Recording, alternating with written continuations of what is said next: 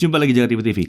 Laptop dengan performa tinggi umumnya layarnya ada di kisaran 15-16 inci. Yang ini 17 inci. Iya, MSI tampaknya menjawab kebutuhan mereka yang merasa bahwa performa tinggi harusnya dibarengi dengan ruang kerja yang lebih luas tanpa perlu nambah layar ekstra lagi ya. Ya, ini adalah MSI Pulse GL76, layar 17 inci Core i7 11800H terbaru dengan 8 core 16 thread dipadu dengan RTX 3050 Ti yang terkini.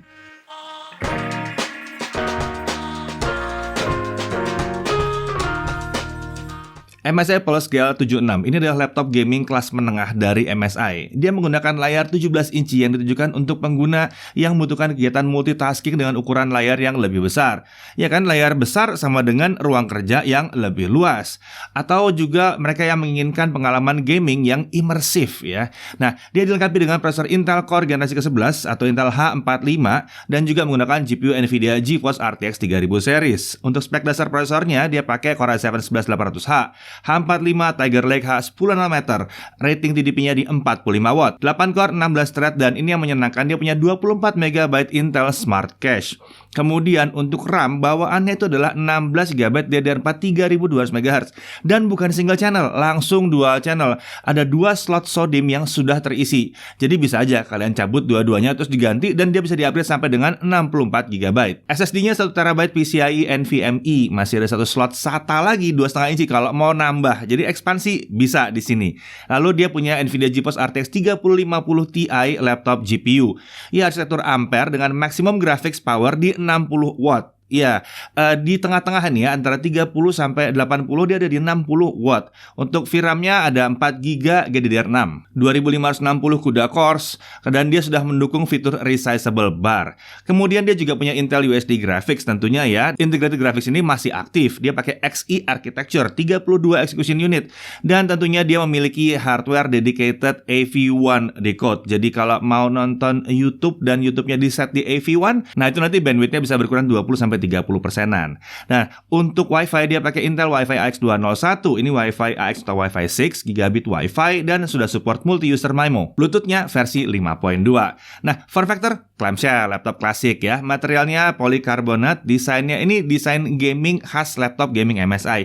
Ini diklaim cocok untuk pengguna yang suka desain yang kokoh dan futuristik. Di bagian belakang layar tuh ada garis-garis kontur yang menyerupai armor pada karakter Dragon Warriors. Dragon Warriors ini adalah ilustrasi prajurit antar galaksi dari MSI yang jadi ikon khas pada laptop ini. Dan kita bisa lihat juga ada logo MSI Dragon seperti biasa pada bagian belakang layar. Untuk warna ini adalah titanium grey, bukan hitam tapi ya apa ya, abu-abu tua gitu ya. Dimensinya panjang 39,8 cm, lebar 27,3 cm dengan ketebalan 2,42 cm. Bobot laptop ini ada di 2,6 kg dengan charger 300 gram. Itu berarti total bobotnya adalah 2,9 kg. Untuk display ini ukuran 17,3 inci, 1080p IPS level panel, 300 nits, 144 Hz. Layar refresh rate-nya tinggi nih ya, jadi khas buat laptop gaming. Dan menurut panel look, ini panel yang digunakan adalah 100% sRGB. Jadi lumayan cocok untuk content creation. Walaupun memang kalau sudut pandangnya terlalu ekstrim, ada sedikit perubahan. Ini adalah layar anti glare, jadi ya pantulan-pantulan itu minimum sekali. Bezel juga ada tipis, bingkai kanan kiri tipis, sementara di atas sedikit tebal karena ada kamera 720p di situ. Untuk audio dia pakai 2 speaker stereo terletak di bawah kanan kiri laptop. Dia juga punya software Dynamic Audio untuk mengubah preset audionya. Kualitas audionya menggelegar, iya, karena ukurannya besar ya, terutama kalau ditaruh di atas meja. Ya, tapi sayangnya kalau di atas pangkuan ya otomatis akan ketutup. Walaupun demikian, ini kalau buat musik bukan yang paling hebat yang pernah kami dengar. Cuman kalau buat gaming, nonton film itu mantep banget. Nah, untuk konektor di kiri ada DC in, ada satu USB 3.2 Gen 1 5Gbps Type A ya, dan ada satu USB 2.0 Type A. Lalu di sisi kanan itu ada audio jack combo 3,5 mm, ada satu USB 3.2 Gen 1 5Gbps Type A yang besar, lalu ada satu USB 3.2 Gen 1 5Gbps Type C yang kecil, lalu ada satu HDMI dan satu Ethernet di situ. Untuk keyboard, ini adalah keyboard yang mirip dengan MSI seri GL generasi sebelumnya. Ada tombol numpad di sebelah kanan. Ya, buat kalian yang nyari tombol numpad ada di sini tentunya ya. Tombol power menyatu dengan keyboard dan terletak di pojok kanan atas. Ini tujuannya meminimalkan salah tekan, karena kan kalian ngetiknya tidak di atas numpad biasanya ya. Ukuran tombol anak panah ini sama besarnya dengan tombol numpad. Jadi menyenangkan ya. Tentunya dia punya backlit RGB dengan satu zona warna yang dapat dikonfigurasi melalui Mystic Light di MSI Center. Nah, ini dia memiliki 3 tingkat kecerahan yang juga bisa diatur melalui Mystic Light. Nah, untuk touchpad ini letaknya center to spacebar. Asik. Jadi ini mengurangi resiko kesenggol telapak tangan saat mengetik. Dan kita tidak melihat ada tombol klik khusus kanan dan kiri, dan tentunya dia sudah support Windows Precision Driver. Untuk sistem pendingin sekarang ya. Sistem pendinginnya aktif, Cooler Boost 5, dia menggunakan 2 fan, 4 heat pipe. Terdapat heatsink yang menutupi bagian komponen CPU, GPU, VRM, dan VRAM. Intake dari bawah, exhaust ke arah belakang dan samping kiri. Ya, tangan kanan kalian aman. Terdapat juga performance control pada software MSI Center dengan 4 konfigurasi preset dan 1 konfigurasi manual. Ya, ada pilihannya Extreme Performance, Balance, Silent, dan Super Battery. Sementara itu untuk settingan user, pengguna bisa mengatur manual, performance level, dan kipas mau sekencang apa. Ada 3 performance level ya, ada low, medium, dan high. Lalu untuk fan speed ada auto, ada advance, sama cooler boost. Oke, mari kita cek konsistensi performanya dulu pakai Cinebench R15, 20 kali kita loop. Kita menguji di performance level medium dan high. Untuk fan speed kita ubah ke cooler boost ya. Nah, di mode medium terlihat bahwa skor tertinggi yang bisa diraih adalah 1475 poin. Namun saat performance level kami ubah ke high, nah burstnya bisa mencapai 2122 poin. Ini skor yang tergolong sangat tinggi. Nah, untuk sustain performance pada mode medium itu berada di kisaran 1400 sampai 1450 poin. Sementara di mode high, skornya bisa sampai 1900 poin. Gila ini sih, tinggi banget. Nah, untuk suhu prosesor kita melakukan Cinebench R15 20 kali dan kita mencatat bahwa di mode high, suhunya memang bisa sustain sampai di 93-96 derajat Celcius. Oh, pantes kencang parah. Sedangkan di mode medium, suhunya ditahan di 60-70 derajat Celcius.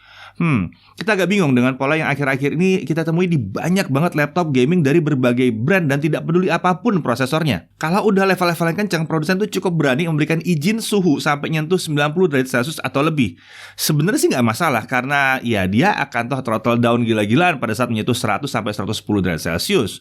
Tapi ya agak mengkhawatirkan aja ngelihatnya itu nggak enak gitu aja. Ngelihatnya aja nggak enak. Jadi bagusnya kalian pakai mode-mode yang bisa kayak begini nih kalau kalian ada di ruangan AC dan coolingnya emang bagus gitu ya. Nah, melihat ini kami memutuskan untuk melakukan pengujian semua di performance level medium dengan fan speed cooler boost. Karena itu adalah setting yang cenderung aman untuk kalian yang bisa digunakan di ruangan tipe seperti apapun. Mau nggak pakai AC pun bisa kalau seperti itu. Jadi kayaknya ini yang paling banyak akan dipakai. Oke, Adobe Premiere Pro CC 2021 kalau kita tes di 4K render testnya, source videonya 4K 60 2 menit 7 detik seperti biasa video kami pakai ya. Output 4K 60 kalau pakai software doang atau pakai prosesornya aja 11 menit 34 detik. Sementara itu begitu GPU-nya kita aktifkan kita pakai, kita dapat waktu 2 menit 43 detik. Mantap, mau ngedit 4K 60 nggak masalah. 4K 30 enteng pasti. Lalu kalau Full HD gimana? Kita pakai 1080p 60 fps, masih video yang sama, cara yang sama. Kalau pakai software atau prosesornya doang 4 menit 19 detik. Ingat videonya 2 menit 7 detik, ini masih 2 kali lipat. Begitu kita pakai RTX 3050 Ti-nya untuk membantu si prosesor 1 menit 6 detik saja. Nah, ini separuh dari panjang videonya. 1080p 60 nih ya. Kalau kalian pakai setting 1080p 30 fps tentunya akan cepet banget ya. Nah, pada saat setting 4K tadi kita lihat bahwa suhu CPU di 60-70 derajat Celcius, sementara GPU di 64-66 derajat Celcius. Jadi super aman. Oke, kita beralih ke DaVinci Resolve 17.2. Ini adalah software yang gratis tis-tis dan kita jalankan dalam mode gratisnya. Jadi ini filenya berbeda dengan pengujian Adobe yang menggunakan base video yang kodeknya H265, kita pakai H264 untuk DaVinci Resolve karena versi gratisan ya. Nah, editing untuk aplikasinya ini yang mirip, tapi walaupun mirip tetap berbeda dengan yang kami lakukan di Adobe Premiere Pro. Jadi hasilnya tidak bisa dibandingkan dengan pengujian Adobe Premiere. Jadi jangan, wah ini Premiere-nya lebih bagus atau ini DaVinci lebih bagus. Nggak bisa gitu. Ini pengujian terpisah, hitungan pengujian terpisah ya. Untuk render test, source videonya itu 2 menit 7 detik sama 4K juga dan ada Full HD juga ya. Untuk editing kita lakukan color grading dan multi-layer. Outputnya sama di 4K atau Full HD juga di 60 fps juga. Nah, untuk 4K kita dapatkan 5 menit 25 detik ya. Kita nggak ada settingan, default semuanya. Sementara itu Full HD 1 menit 35 detik. Ini sih kenceng ya, karena di Full HD-nya aja, ingat ya, Full HD 60 fps ya, dia bisa lebih pendek daripada videonya. Ya, saat rendering 4K kita mengamati CPU dan GPU, dan kita lihat bahwa CPU tuh suhunya di 60-70 derajat Celcius, sementara GPU di 57-60 derajat Celcius, walaupun GPU-nya dipakai oleh si DaVinci ini. Nah, untuk 3D kita pakai Blender 2.92 ya, BMW render test, kita pakai render output di 1080p, render scale di 50%. Hasilnya dengan CPU render di 3 menit 23 detik, sementara itu kalau kita pakai CUDA kita dapat 1 menit 5 detik. Kenceng banget. Nah, pada saat render kita lihat bahwa suhu CPU-nya ada di 60-70 derajat Celcius, sementara GPU 64-66 derajat Celcius. Dingin, adem, gak ada masalah, tapi kenceng ya. Oke, kita beralih ke gaming, tapi kita start dari 3D Mark Firestrike dulu. Nah, skor yang diperoleh ada 13.916 poin. Sebagai perbandingan, 1650 Ti ada di 10.271, 1660 Ti Max-Q ada di 13.136 poin. Tapi tentunya kalau dibandingkan dengan kedua GPU itu, diskrit GPU pada laptop ini tergolong lebih maju ya, ininya ya, teknologinya ya. Karena RTX itu punya ray tracing, DLSS 2.0, dan ada fitur-fitur spesial, ada software-software spesial yang bisa dipakainya cuma di sini doang. Nah, kalau kami lakukan stress test dengan 3D Mark ya, kita bisa melihat bahwa suhu GPU bisa konsisten di 64-66 derajat Celcius. Adem GPU yang nggak ada masalah. Kita masuk ke gaming test ya. CSGO 1080p low, kita dapat 290-450 fps. Luar biasa. Ini belum didongkrak ke yang paling kencang ya.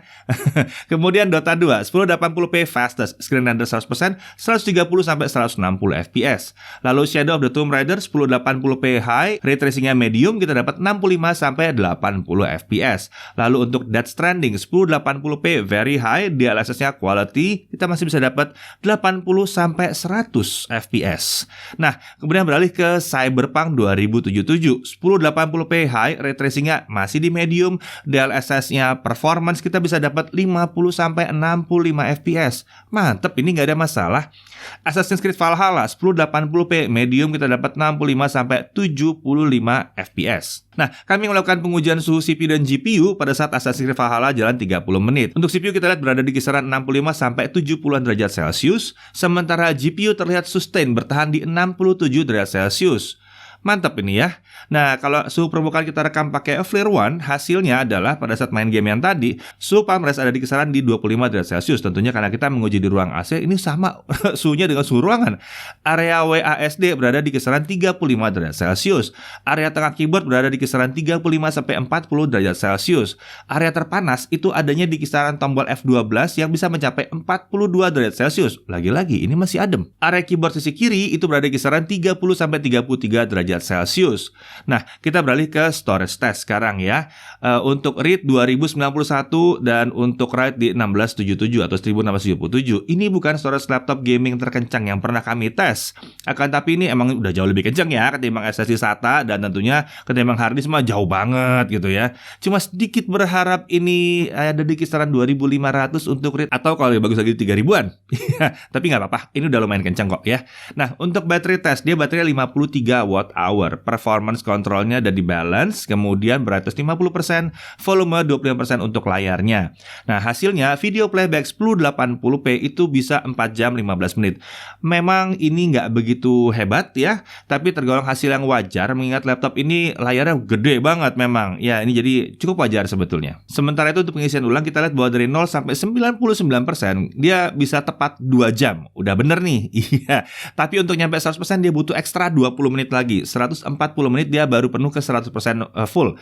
Jadi sebetulnya 2 jam udah penuh sih. Ya, oke lah, nggak ada masalah dengan chargingnya. Oke, untuk harga 21.999.000. Ini sudah mencakup Windows 10 Home, MSI Essential Backpack Promo, MSI Back to School juga ada di sini ya. Jadi untuk setiap pembelian laptop MSI seri tertentu termasuk laptop ini di periode 15 Juli sampai 30 September 2021, pembeli mendapatkan berbagai bonus aksesoris dari MSI selama persediaan masih tersedia ya.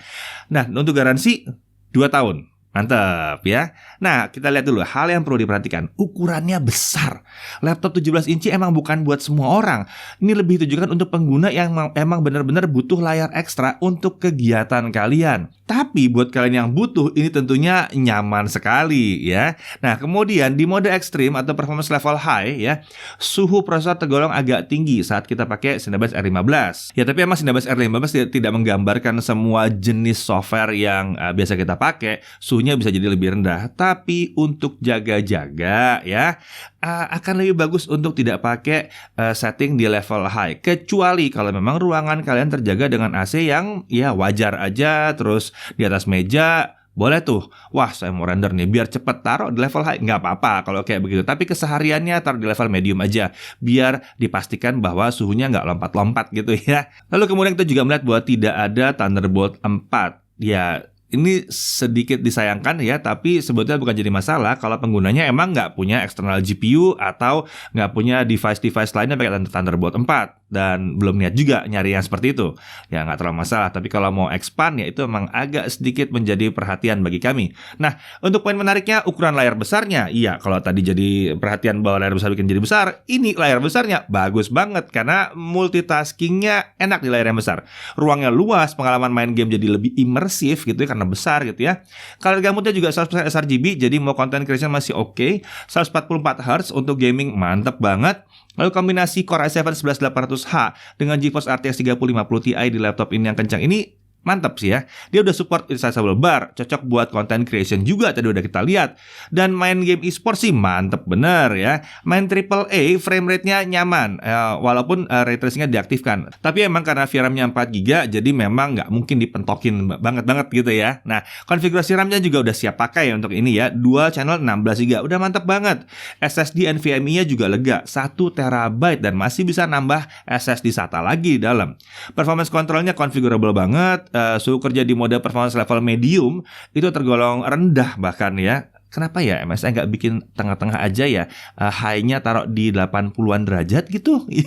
Nah, suhu permukaan juga tergolong rendah kalau settingnya di medium, terutama WSD yang cuma 35 derajat Celcius, dan di sisi kanan itu nggak kena sama kipas, jadi udah pasti tangan kanan kalian aman. Dan tentunya dia punya konektivitas Wi-Fi 6 atau Wi-Fi AX, future proof lah ini ya. Jadi layar besar dan performa tinggi itu yang ditawarkan oleh laptop ini. Dengan layar 100% sRGB, baik pekerjaan, content creation, maupun gaming itu nyaman untuk dilakukan.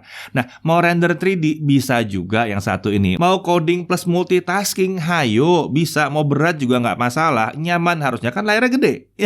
Ya, laptop ini emang akan sangat berguna, terutama bagi kalian yang butuh performa tinggi dengan layar ekstra lebar. Saya Didi Irfan, jaga TV.